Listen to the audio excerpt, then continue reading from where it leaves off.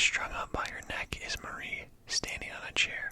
You guys made it just in time for the grand finale, Marvin says, holding up his hands and smiling. Don't you fucking dare, Polly says through gritted teeth. Drop your guns now, or we'll just shoot you, and then kill her anyway, Marvin says as a few of the stones raise their guns at the group. After a few seconds of contemplating, Polly puts his AR in the ground and the rest of the group follows. Wise choice. Now back to what I was saying. Baron looks over at the rest of the stones who are standing around off to the right of the gallows. Now everyone, it has come to my attention that our friend Marie here has been playing the role of an informant for this group, Marvin says, pointing at the group. Now, I never thought that it would have to come to this, but let this be an example for all of you. This right here, this is what happens to rats. This is what happens to unloyal stones. This is what happens when you cross me, Marvin yells and kicks the chair out from underneath Marie. Emma gasps as Scott lets out a "oh my god." After listening to Marie choke for only a few seconds, Polly does the only thing he can. He pulls his pistol out from under his belt. For a very brief moment, Polly considers putting a bullet through Marvin's head. However, he decides otherwise and launches a shot at the rope that Marie is dangling from, hitting it just enough for it to snap. Immediately after he does this, one of the guards knocks the guns out of Polly's hand. Marvin begins to slow clap as Marie struggles to catch her breath. Wow, just wow. What a fucking shot. Am I right, guys? Marvin asks, looking towards the stones. Way to ruin the fun, asshole, he says, pulling out his revolver and point-blank shooting Marie in the head with it. No, Emma screams out. You motherfucker, Polly yells, trying to rush the man, but is held back by the guards. Let this be a lesson for you all. I'm not one to be fucked with, Marvin says maniacally. In a fit of rage, Polly pulls out his knife and slits the guy's throat that was just holding him back. The rest of the group takes this as an opportunity to grab their guns again. Baron immediately takes a shot at Marvin, missing him by less than a foot. You dumb motherfuckers just don't learn, huh? Marvin says as the rest of the stones take cover. After about 10 minutes straight of gunfire, the first person to notice it was Daniel. Guys, the herd, Daniel yells at the top of his lungs. Oh fuck, not this shit again, Polly says. Get somewhere safe, forget about the gunfight. Bullets still fly past the open hangar door, preventing the group from linking up. Polly and Baron are on the left side of the hangar while the rest are on the right. Oh shit, they're closing in on us, Polly says. Baron turns around to shoot the zombies. He pulls his trigger, but nothing happens. Fuck, I'm out, he says. Shit, me too, Polly says, squeezing his trigger. Come on, up the ladder, it's the only way, Baron says, pointing to the ladder on the side of the hangar. By now, almost every single stone is caught on to what's coming. The sound of vehicles starting and leaving can be heard in the distance. Where's the others? Can you see them? Baron asks. No, I can't. That's good, though. That means they found somewhere safe, Polly replies. I hope to God. I thought we got rid of this fucking herd. This has to be a separate one. There's no way this is the one I led so far away. We gotta get the fuck to Clarksville. This area isn't safe anymore. It's like the fucking further north we go, the entire freak bag population just keeps following us. Just then the two men see someone reach the top of the other hangar. Not this fucking clown, Polly says as the men cross the bridge to the other hangar. Marvin draws his revolver and points it at them. Look, Marvin, we have bigger problems than our feud right now. Look below us, Baron says. I don't care. I'm prepared to die. We don't have ammo. Are you really that shallow to kill two defenseless men? What does that say about you? Polly asks with his hands up. Fine, let's settle this like real men, Marvin says, tossing his gun to the side and holding up his fist. I got this, Paul. Let me handle this piece of shit, Baron says. Marvin throws the first punch at Baron. Baron weaves it and returns one, barely missing. The two go back and forth for a solid minute or two until Baron begins dominating Marvin.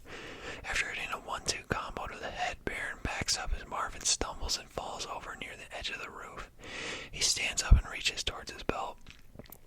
I told you motherfuckers I was ready to die, he says as he pulls out a hand grenade and pulls the pin, holding it in his hand. Baron, Polly yells and dives at Marvin, tackling him off the roof. The grenade pops out of his hand and lands where he was standing. The explosion causes the entire opposite half of the building to fall. Baron quickly grabs onto the railing of the bridge that connected the two hangars as he started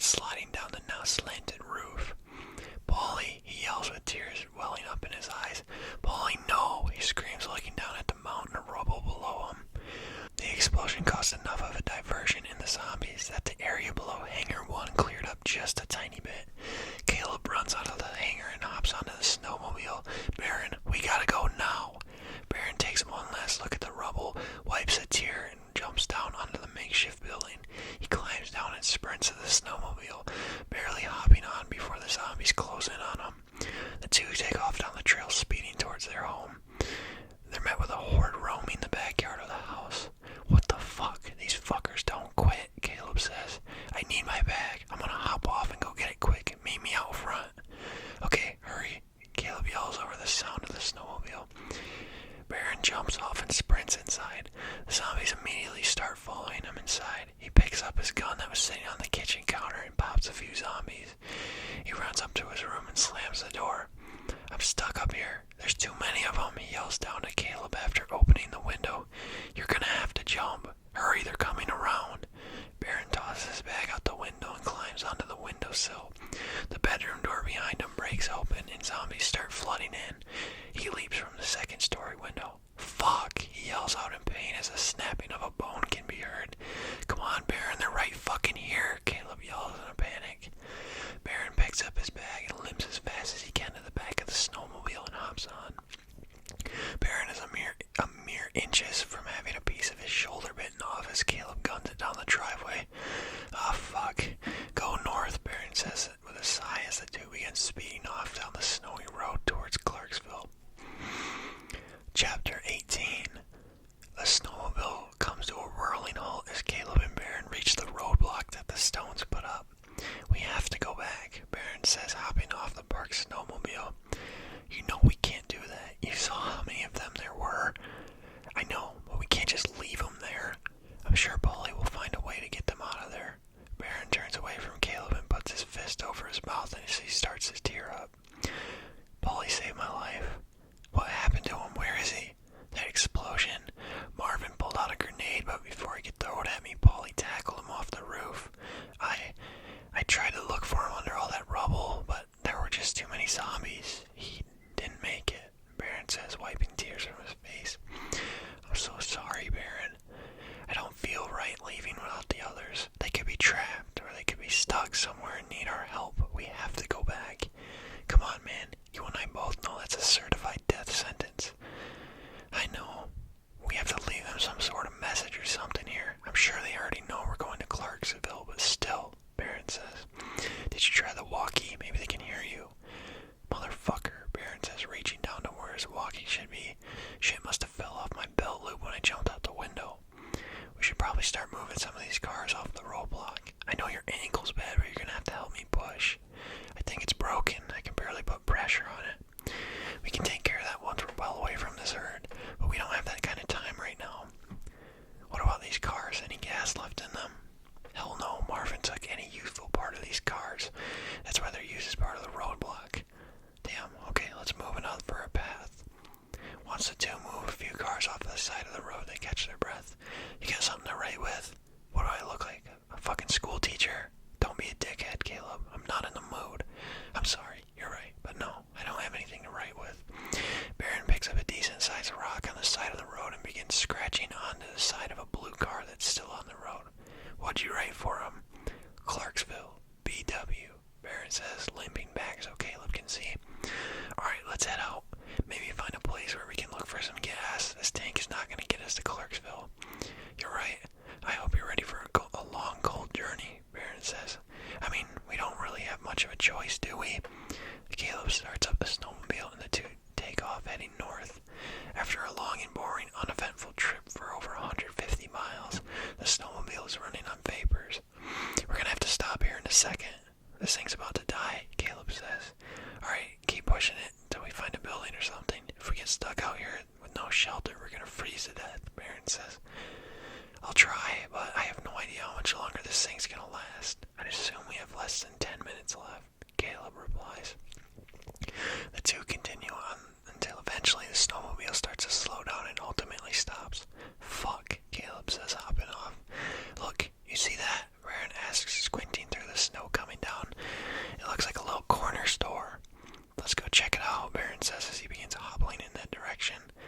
Oh fuck, Baron sighs and shakes off the cold after opening the door. This'll do for the night, I guess, Caleb says, walking in. Wait,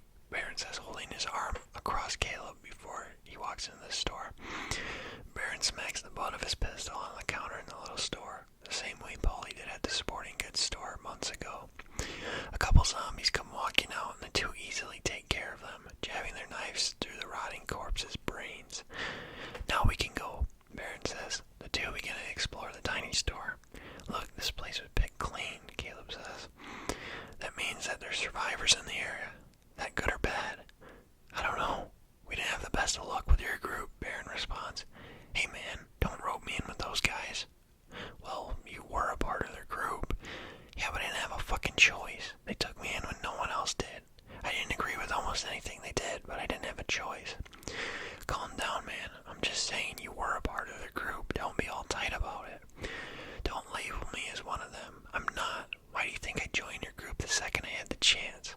I mean, from what I heard, you didn't really have a choice. Zombies closed in on our house, making you trapped with us. Why are you being such a dick right now? I saved you from that herd back at the hangar. You never even fucking thanked me. Thanked you? You want me to thank you? Your people that you slept in the same goddamn building with for 8 months took the life of my best friend, and you want me to thank you? Fuck you. I told you, stop roping me in with them. Caleb yells, pushing Baron. Baron immediately falls over due to his bad ankle. Oh, he yells out in pain, laying on the ground. Oh shit, are you alright? I'm sorry, dude, Caleb says. Yeah, I'll be fine, Baron says, sitting up. Don't call me one of them, because I'm not. I don't want to hear that again. Okay, I'm sorry. I'm just exhausted and hungry. I apologize. We're gonna have to find some food soon, or we're not gonna last long, Caleb says. Hey, Caleb, thanks for saving me. Truly, thank you. I guess it's kind of like a hard pill to swallow, me needing to be rescued. I'm not used to it. I appreciate your gratitude. I'm gonna go try and get on the roof for some recon. We can go out in the morning and look for food, but for now we should get some rest. It's too dangerous to go out at night. I agree. Tomorrow let's look for some food and gas so we continue to Clarksville, Baron says. Caleb goes outside and begins to look around for any zombies. He runs to the much taller building about 50 yards across the street and begins climbing up the ladder on the side of the building. When he reaches the top, he looks across the area below him. Huh.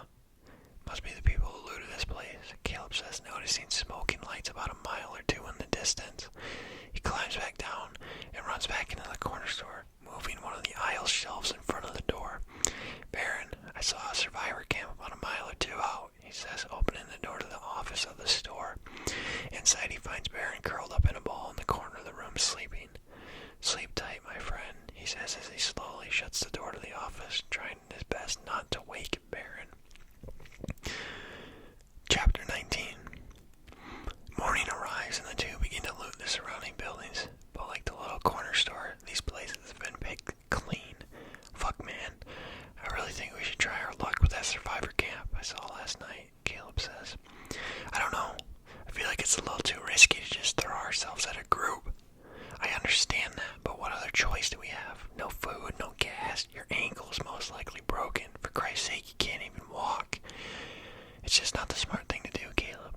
Putting our trust in the people that could just put a bullet in us the second we step near their camp. We gotta be in Canada by now. Aren't Canadians stereotypically nice?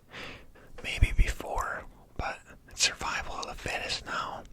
Come on, man. We're gonna die out here. I have to provide for the both of us because you can't move. You know how hard that's gonna be. Baron begins hobbling back across the road towards the corner store. What if Emma's there? Baron stops dead in his tracks and turns around. And the others? What if they somehow made it there? It wouldn't hurt to go check, right? Caleb asks. Okay, we go there. Hands up, no weapons. We don't want to stir any trouble. And just ask them if they've seen our people, Baron says. I'm cool with that. If we don't show our weapons, they'll assume we're harmless. Caleb, we are harmless. I have one leg and one clip of ammo. Maybe they'll be kind enough to give us some gas for our snowmobile. I won't get your hopes up. Kindness doesn't exist in this world anymore.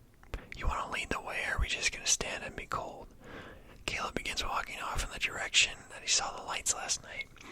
Baron hobbles behind him, trying to keep up with his pace.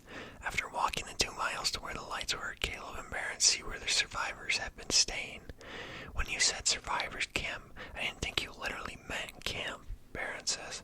Hello? Is anyone here? Caleb yells out, standing in front of the main building. Wow, these fences look more secure than the ones Daniel built, Baron says, looking over at the fences surrounding it. Caleb tries the door and it's unlocked. Huh? Why would it be unlocked? He questions. Survivors climb. Baron reads off a sign that has an arrow that points up. The two men look at a ladder that leads to a hole in the roof. Yeah, that's not sketchy at all, Baron says sarcastically. Hello? Anyone home? Caleb yells again. After 15 seconds of silence, Caleb steps out of the ladder. We have to go see at least, right? We walked all the way out here. Maybe they need our help or something. Yeah, he says. Let's do it, I guess.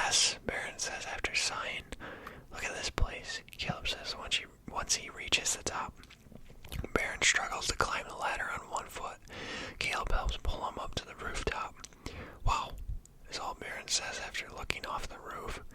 In front of them are 5 separate RVs, a box truck, a few other cars, and a couple buildings that were a part of the campground before these people made it their home. Look at this, Caleb says, pointing at a children's slide that's been drilled under the roof. Survivor's slide. Barron reads off the sign again. The two take the slide down and reach the ground. Hello? Is anyone there? We mean no trouble, Barron yells. A door to an RV swings open, and a tall, lanky man comes out holding a shotgun. Were you bit? Barron backs up on an instinct, putting too much pressure on his ankle, causing him to topple over in pain. No, we're not bit. We're just looking for our friends, Caleb says. What's wrong with him? The strange man asks. I broke my ankle jumping out of a window the other day, Barron says in pain. The man lowers his gun. You sure you weren't bitten? Nah, man, I swear, I had to jump out of the window or I would have been bitten. Look, we don't want to cause any trouble here. We're just looking for our friends. Yeah, if they're not here, we'll be on our way. Have any new people showed up here within the last week or so? Caleb asks. Not within the last couple weeks, no. I'm sorry, the man says. Damn, Barron says, slamming his fist onto the ground. I'll keep on a lookout, though. What do they look like? It's only 3 people. A girl about my age named Emma, an older guy, probably late 50s, named Scott, and another guy, I would say late 20s, early 30s, named Daniel, Barron says. Where are you guys staying? If they come through, I'll send them your way, the man asks. We don't really have a place right now. Our old one got overrun with these freak bags a little over 100 miles away, Barron says. We're posted at a little corner store about a couple miles from here. I'm assuming you guys picked that clean because there's nothing left there, Caleb says. Yeah, I know where that is. I'll send them your way if they show up here. Thanks. I'm Barron, by the way, he says, extending his hand. Wyatt, the man says, shaking his hand. I'm Caleb, he says, shaking Wyatt's hand.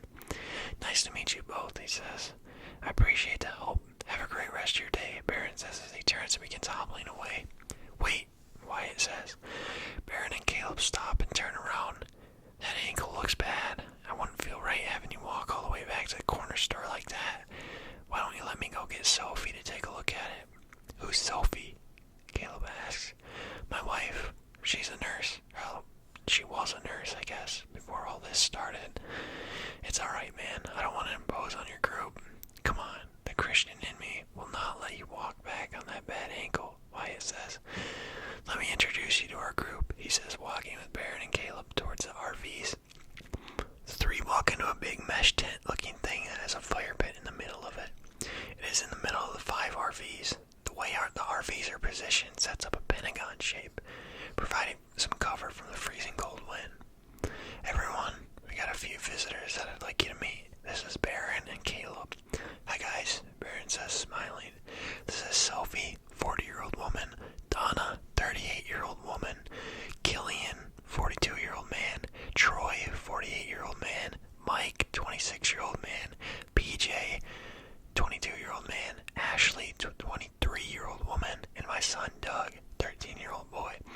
We call ourselves the Campers. Well, it's nice to meet all of you, Caleb says. Why don't you sit? Get warm by the fire, Troy says. Honey, let me take you into our RV.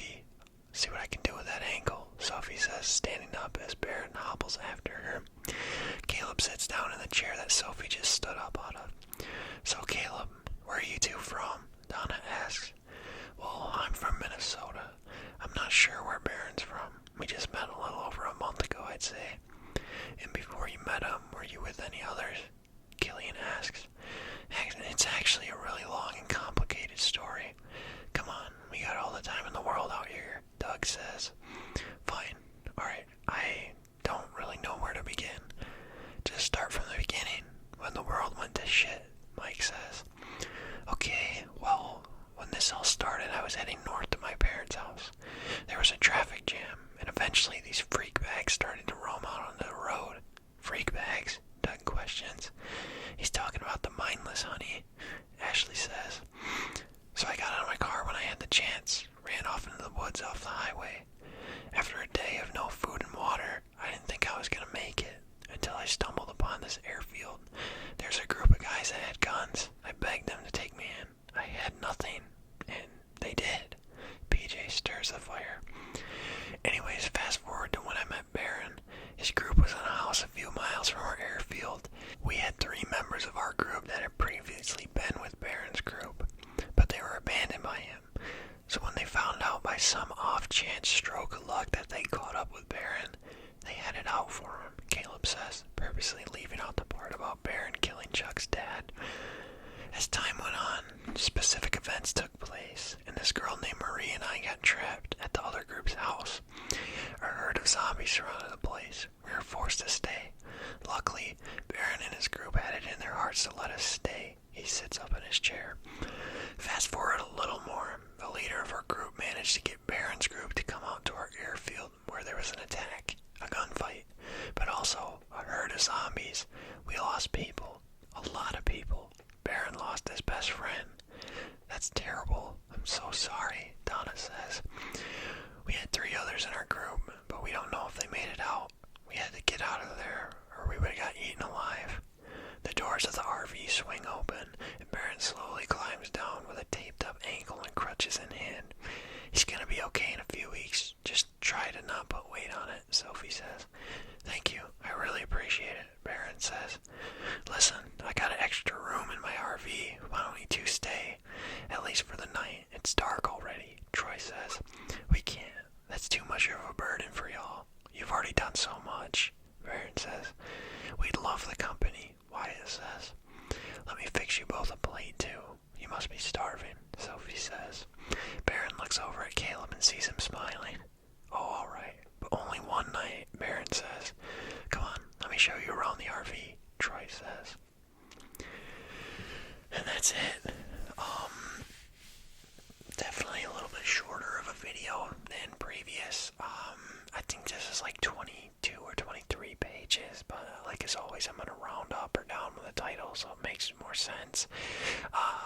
So yeah, you guys found out what happened at the Stones compound. It's crazy.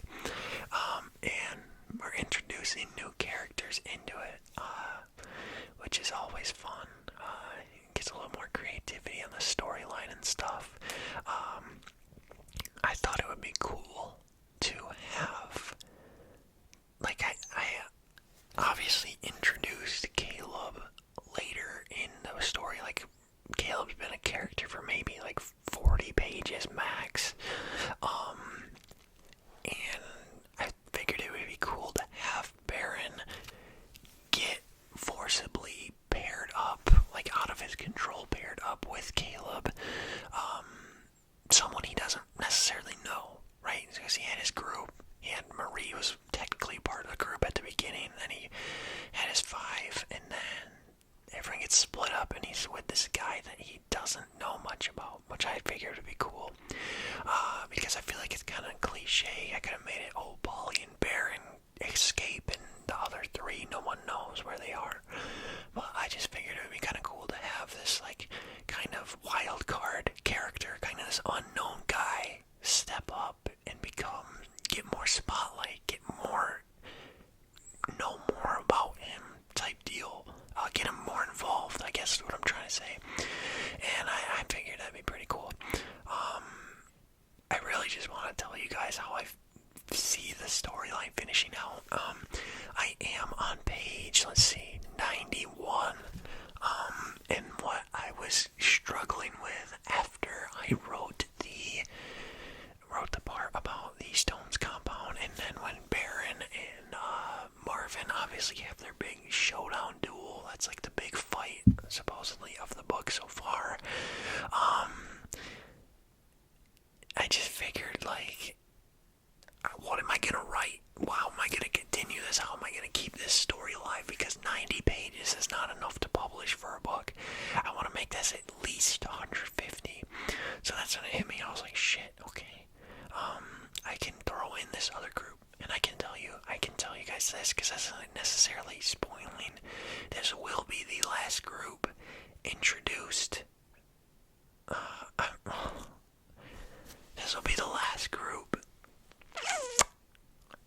I'm trying to figure out a way to word this without literally spoiling the ending for you guys. This will be the last group until the book's over, essentially.